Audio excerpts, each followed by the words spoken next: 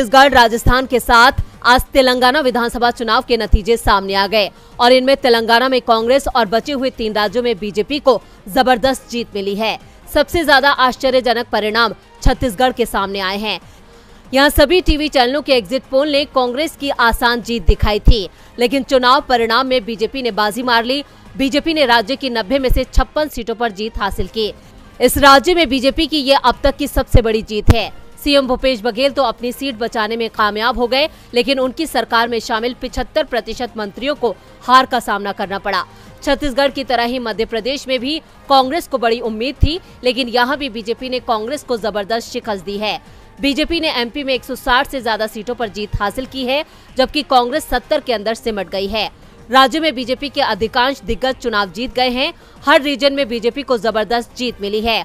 राज्य में एसपी और बीएसपी का खाता तक नहीं खुल पाया है। राजस्थान में कांग्रेस रिवाज नहीं बदल पाई और 5 साल बाद अब सत्ता बीजेपी के पास चली गई है। राज्य की 200 में से 199 सीटों के लिए वोटिंग हुई थी, जिसमें बीजेपी को 115 सीटों पर जीत मिली है, जबकि कांग्रेस 69 सीट ही जीत पाई है। राज्य में मिली हार के बाद सीएम अशोक गहलोत ने इस्तीफा दे दिया है। कांग्रेस के लिए खुशखबरी तेलंगाना से आई है, जहां राज्य बनने के बाद पहली बार कांग्रेस को बहुमत मिला है। तेलंगाना में पहली बार कांग्रेस का सीएम बनेगा। राज्य की 119 सीटों में से कांग्रेस को 64 सीटों पर जीत मिली है, जबकि सत्ताधारी बीआरएस 39 सीट ही जीत पाई है। बीजेपी को 8 और एआईएमआईएम को 7 सीटें मिली हैं। चुनाव परिणाम के बाद कांग्रेस ने तेलंगाना में सरकार बनाने की कोशिशें शुरू कर दी हैं। राज्य तेलंगाना में चुनावी नतीजों का ऐलान हो चुका है और साथ ही इस सवाल से भी पर्दा उठ चुका है कि अब की बार किसकी सरकार। इस बार तेलंगाना में कांग्रेस ने जीत का परचम लहराया है। पार्टी ने बीआरएस और बीजेपी को ऐसी पटकनी दी कि प्रचंड जीत के साथ सत्ता में आ गई। कर्नाटक के बाद तेलंगाना में कांग्रेस ने जबरदस्त जीत हासिल की है। आपको बता दें कि तेलंगाना का गठन 2013 में हुआ था। इसके बाद से ये तीसरा चुनाव है। इस चुनाव में केसीआर बतौर सीएम हैट्रिक लगाने से चूक गए। 2 बार के सीएम केसीआर के लिए ये बड़ा झटका है। केसीआर की हार के पीछे की मुख्य वजह राष्ट्रीय राजनीति के प्रति उनका झुकाव माना जा रहा है। केसीआर ने 2018 विधानसभा चुनाव में प्रचंड जीत हासिल करने के बाद लोकसभा चुनाव के लिए तीसरे मोर्चे की बात की थी। वो 2024 चुनाव से पहले भी अपने इसी फार्मूले के तहत विपक्षी गठबंधन इंडिया में शामिल नहीं हुए। अक्टूबर 2022 में केसीआर ने अपनी पार्टी टीआरएस को राष्ट्रीय पटल पर लाने के लिए उसका नाम बीआरएस कर दिया था। बहरहाल अब कांग्रेस ने जीत का सेहरा अपने सिर सजा लिया है, लेकिन नजरें इस पर हैं कि सीएम का ताज किसके सिर सजेगा। रेस में सबसे आगे नाम प्रदेश अध्यक्ष रेवंत रेड्डी का।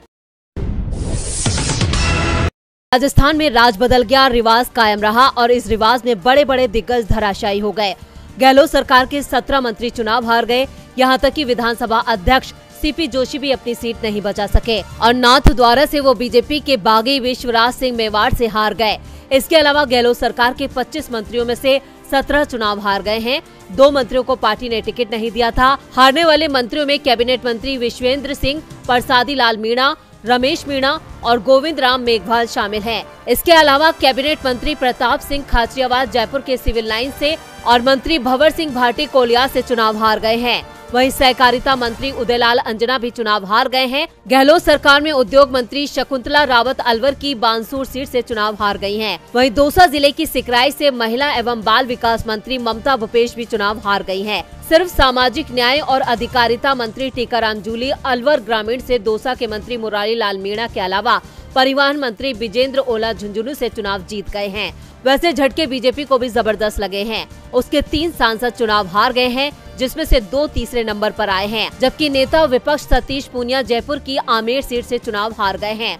उपनेता विपक्ष राजेंद्र सिंह राठौर को भी हार का सामना करना पड़ा है। चुनाव परिणाम आने के बाद अशोक गहलोत ने हार की जिम्मेदारी लेते हुए इस्तीफे का ऐलान कर